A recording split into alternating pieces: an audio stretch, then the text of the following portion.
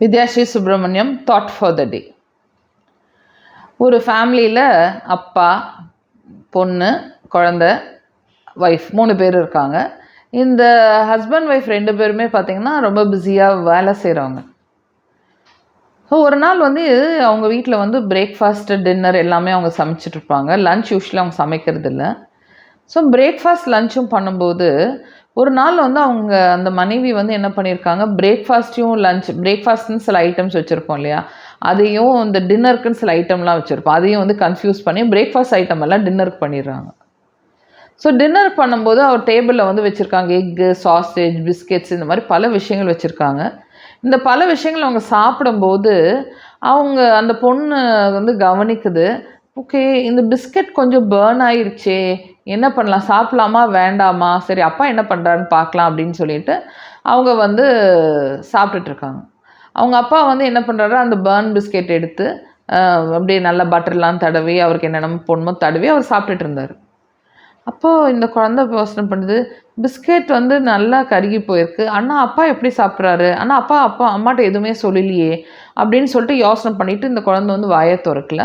அப்புறம் இந்த குழந்தை கவனிக்குது. எல்லாம் சாப்பிட்டு முடித்ததுக்கப்புறம் அவங்க மனைவி அவங்க ஹஸ்பண்ட்கிட்ட, ரொம்ப சாரிங்க, பிஸ்கெட் பேர்ன் ஆகிடுச்சு, கொஞ்சம் நான் கவனக்குறைவாக இருந்துட்டேன் அப்படின்னோடனே அவங்க அப்பா என்ன சொல்கிறாருன்னு சொல்லிட்டு இந்த குழந்தை கவனிக்குது. அவங்க அப்பா என்ன தெரியுமா சொன்னார், ஹனி எனக்கு பேர்ன் பிஸ்கெட்னால் ரொம்ப பிடிக்கும், ரொம்ப தேங்க்ஸ், நீ பிஸ்கெட்டை பேர்ன் பண்ணதுக்கு ரொம்ப தேங்க்ஸ், நான் ரொம்ப என்ஜாய் பண்ணி சாப்பிட்டேன் அப்படின்னு சொன்னார். உடனே அவங்க சிரிச்சுக்கிட்டே போயிடுறாங்க. இப்போ இந்த குழந்தைக்கு நிஜமாவா, அப்பாவுக்கு பேர்ன் பிஸ்கெட் பிடிக்குமா அப்படின்னு யோசனை பண்ணிவிட்டு அவங்க அப்பாட்ட போய் தனியாக குட் நைட் சொல்ல போகும். குட் நைட் சொல்லும் போது, அப்பா நிஜமாவே உங்களுக்கு பேர்ன் பிஸ்கெட் பிடிக்குமா அப்படின்னு கேட்குது. அப்போ அந்த குழந்தை அவர் சொல்கிறாரு, உங்கள் அம்மா காலையிலேருந்து கஷ்டப்பட்டு ரொம்ப வேலை செஞ்சு ரொம்ப டயர்டாக வந்திருக்கா, அவன் டயர்டாக வந்தும் நான் எதுவும் செய்யலை, பட் அவள் நமக்கு சாப்பாடு கொடுக்கணும்னு நினைக்கிறா. அப்போ சாப்பாடு கொடுக்கணும்னு நினைக்கும் போது கண்டிப்பாக நல்ல சாப்பாடு தான் கொடுக்கணும்னு அவளோட எண்ணமாக இருந்திருக்கும். பட் அது இதையும் செய்யும்போது கவனிக்காதனால தான் அந்த இது இந்த பிஸ்கெட் பேர்ன் ஆயிடுச்சு. அதை ஒரு குறைன்னு சொல்லி நான் அவளை ஹர்ட் பண்ண விரும்பலை. ஏன்னா அவள் எடுத்த எல்லா முயற்சியுமே அது வேஸ்ட்டாக போயிடும். நல்ல விஷயங்கள் நம்ம சொல்லலை, குறைய மட்டும் சொன்னோன்னா அது ரொம்ப ஹர்ட் ஆயிரும். அதனால் நான் அம்மாட்ட சொல்லிட்டேன், எனக்கு பேர்ன் பிஸ்கெட் தான் பிடிக்கும்னு சொன்னேன். அவ்வளோ சந்தோஷமாக போயிட்டா. வாழ்க்கையில் நிறைய விஷயங்கள் அப்படி தான், எவ்வளவோ விஷயங்கள் நான் வாழ்க்கை பூரா என்ன கற்றுக்கிட்டேன் அப்படின்னா, ஒருத்தர் குறைய கண்டுபிடிச்சி ஒருத்தர் ஃபால்ட்டை சொல்கிறதோட ஒருத்தர் ஃபஸ்ட் அப்ரிஷியேட் பண்ண பழகணும். ஒருத்தர் என்ன எஃபர்ட் போட்டிருக்காங்கன்னு சொல்லிட்டு நம்ம புரிஞ்சுக்க பழகணும். அடுத்து நம்ம ஒரு சின்ன டிஃப்ரென்ஸை மட்டும் நம்ம இது பண்ணாமல் டிஃப்ரென்ஸ் இல்லாத பல விஷயங்கள் அப்ரிஷியேட் பண்ண பழகணும். ஸோ இந்த பேர்ன் பிஸ்கெட் எனக்கு ஒரு மேட்டரே கிடையாது, உங்கள் அம்மா கொடுத்த சாப்பாடு, உங்கள் அம்மா போட்ட எஃபர்ட் தான் எனக்கு ரொம்ப முக்கியம் அப்படின்னு அவர் சொல்லியிருக்காரு. ஃப்ரெண்ட்ஸ், இது நம்ம வீட்டில் எத்தனை டைம் இது மாதிரி நடந்திருக்கு. என் வாழ்க்கையில் இப்படி ஒன்று நடந்துச்சு. நான் கல்யாணம் ஆன புதுசில் என்ன பண்ணுவேன்னா, நான் காலையில் எழுந்திரிச்சு சமைச்சிட்டு நான் அப்போயே பார்லர் வச்சுருந்தேன். அப்போ நான் பார்லருக்கு வருவேன்.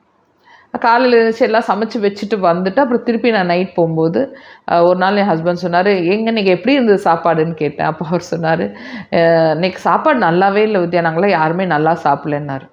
எனக்கு அந்த நான் அந்த இடத்துக்கு போகிற வரையிலும், கிச்சனுக்கு போகிற வரையிலுமே மைண்டில் ஓகே நம்ம என்ன தப்பு பண்ணோம் அப்படின்னு சொல்லிட்டு நான் போனோடனே ஃபஸ்ட்டு என்ன பண்ணியிருக்கேன், கை காலெலாம் கழுவிட்டு அந்த சாப்பாடு எடுத்து சாப்பிட்டு பார்த்தா உப்பு கம்மியாக இருந்துச்சு.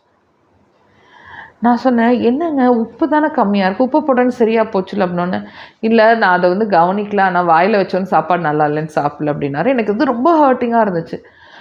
அப்போ இந்த கதையை நான் படிக்கும்போது எனக்கு அந்த விஷயங்கள் ஞாபகம் வந்தது. நம்ம காலையிலேருந்து போட்ட எஃபர்ட்டு, அதுக்கு எல்லாமே நான் பண்ணி வச்சுட்டு வேலைக்கு போயிட்டு வரான்னு சொல்லிட்டு அப்ரிஷியேட் பண்ணாமல், உப்பு பத்தில் அந்த உப்பு பத்துங்கிறது ஒரு சாதாரண ரெக்டிஃபை பண்ணக்கூடிய சின்ன பிரச்சனை, இதை அவங்க போடாமல் நான் பண்ணது நல்லா இல்லைன்னு சொன்னது எனக்கு ரொம்ப ஹர்ட்டிங்காக இருந்தது. இது அதுக்கப்புறமே அந்த மாதிரி பிரச்சனை வரல. நீங்கள் உங்கள் வாழ்க்கையில் உங்களை சுற்றி இருக்கவங்களுக்கு இந்த விஷயங்களை சொல்லிக் கொடுக்கணும். நம்ம சின்ன சின்ன விஷயங்கள் குறைய மட்டும்தான் பார்க்குறோம், நிறைய பார்க்குறதே இல்லை. நான் ஃபஸ்ட்டு நிறைய பார்க்க ஆரம்பித்தேன் அப்படின்னா என்னையோட குறைய மற்றவங்க குறைவாக பார்ப்பாங்க. நான் மற்றவங்களோட குறைய நான் நிறையா பார்க்க ஆரம்பித்தேன்னா என்னோட நிறைய யாருமே பார்க்க மாட்டாங்க. ஸோ இதுதான் ஃப்ரெண்ட்ஸ் தாட் ஃபார் த டே. ஓகேயா?